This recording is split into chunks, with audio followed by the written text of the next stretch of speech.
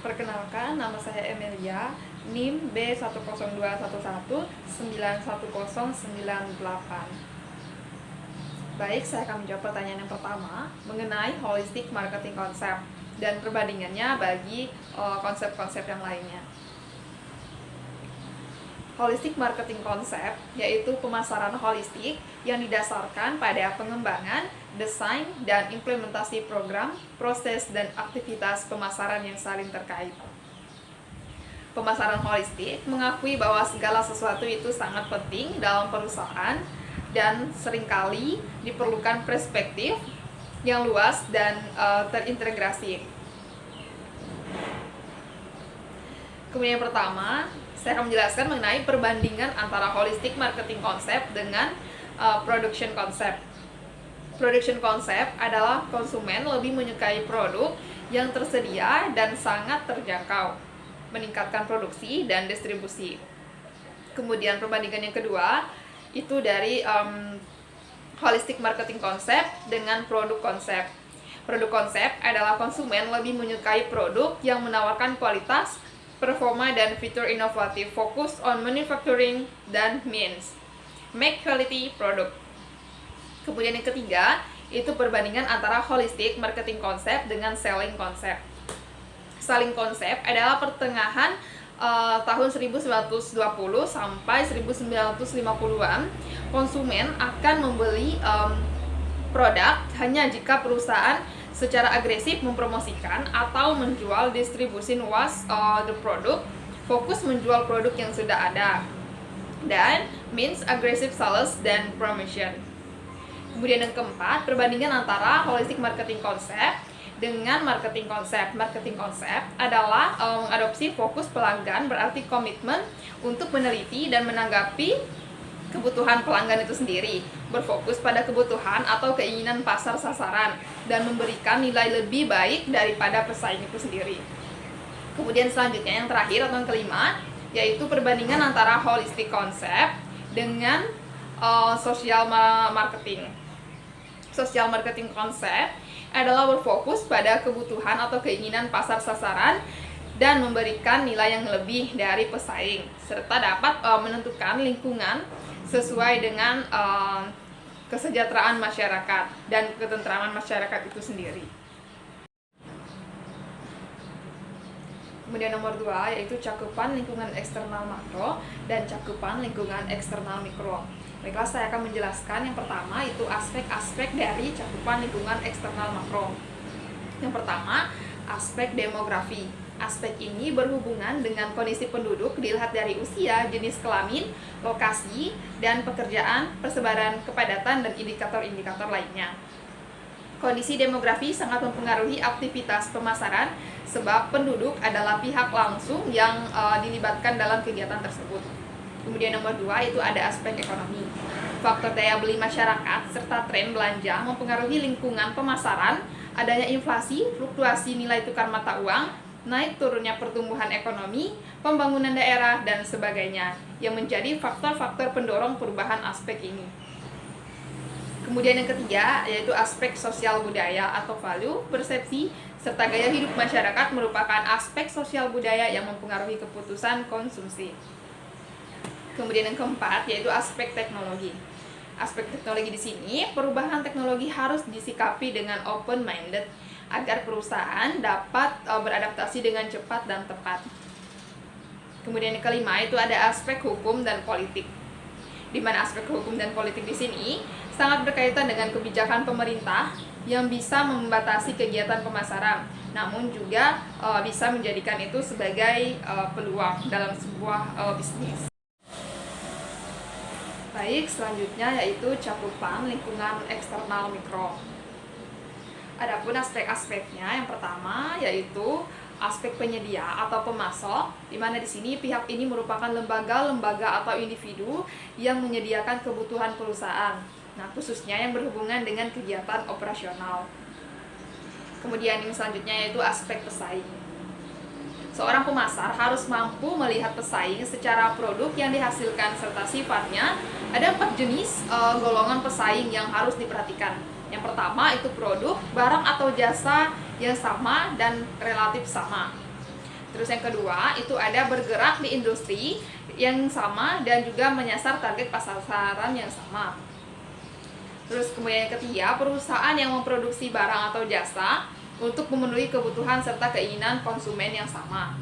Kemudian selanjutnya, yang keempat, itu perusahaan yang bersaing untuk saling memperebutkan uang atau rupiah.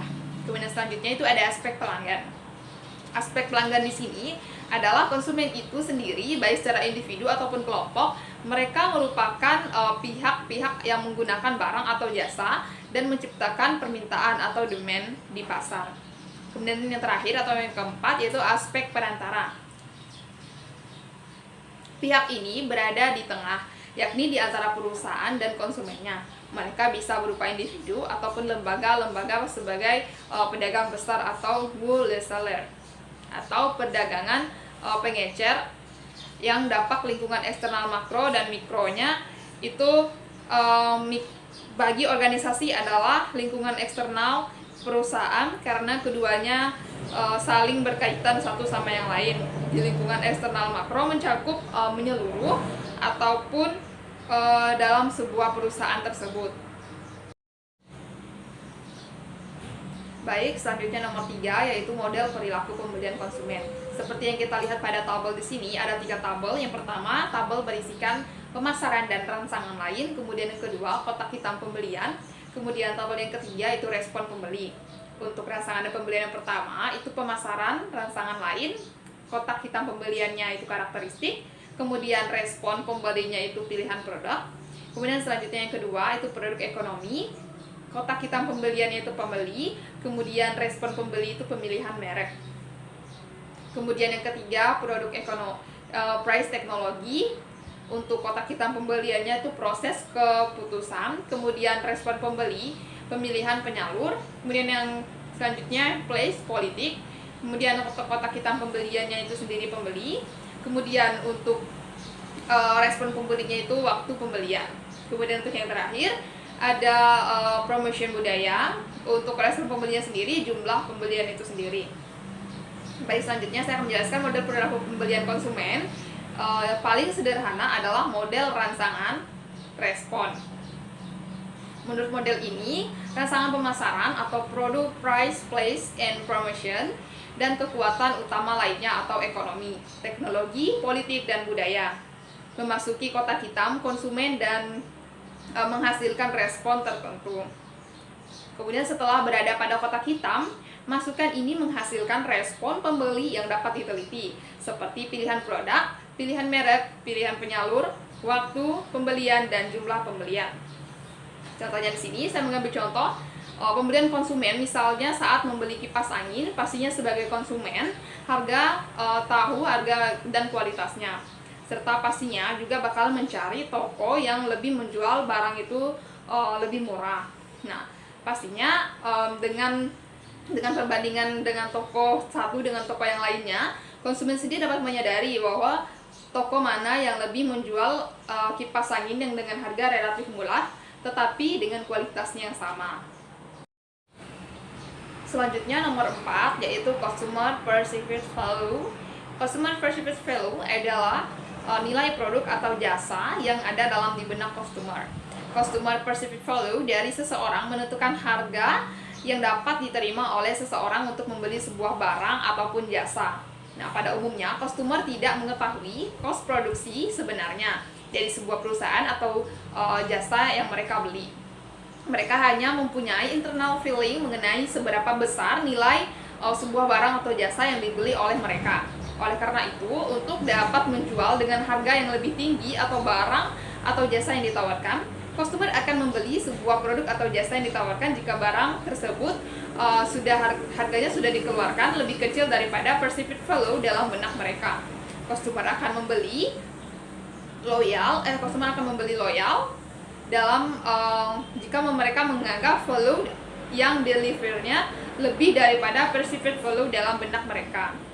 Maka customer tersebut akan memilih yang harganya relatif sama ataupun relatif murah.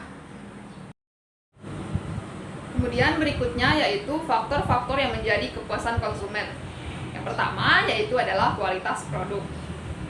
Kualitas produk yaitu pelanggan yang merasa puas bila hasil mereka menunjukkan bahwa produk yang mereka gunakan berkualitas. Kemudian yang kedua, kualitas pelayanan atau jasa, yaitu pelanggan akan dapat merasa puas bila mereka mendapatkan pelayanan yang baik atau sesuai yang diharapkan oleh konsumen. Kemudian yang ketiga, strategi pemasarannya. Tanpa disadari, strategi pemasaran dalam membuat iklan atau promosi juga berpengaruh pada ekspektasi pada pelanggan. Karena strategi pemasaran merupakan faktor yang mempengaruhi segala kepuasan pelanggan saat membeli produk yang ditawarkan. Kemudian yang keempat adalah harga. Kenapa harga? Karena produk di sini mempunyai kualitas yang sama, tetapi tetap menekankan harga yang relatif murah, yang memberikan nilai yang lebih, tetapi harganya relatif terjangkau kepada pelanggan. Kemudian yang terakhir atau yang kelima yaitu biaya.